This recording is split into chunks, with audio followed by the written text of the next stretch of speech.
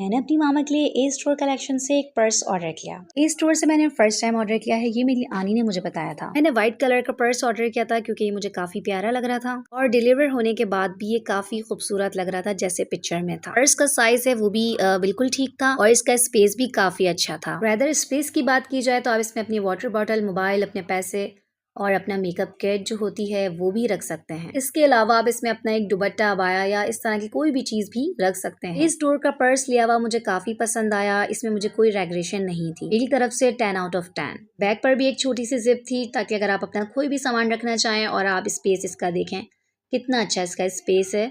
इसकी एक ही जिप थी और लेकिन इसमें आप अच्छा खासा सामान रख सकते हैं। लेदर का पर्स मुझे काफी पसंद आया। If I talk about the price of the purse, so I'm gonna telling you. Basically, they are offering discounts. So I got this purse just only 2,000. But before it was around 8,000. So they are providing 80% discount. So don't miss the chance. Bye bye.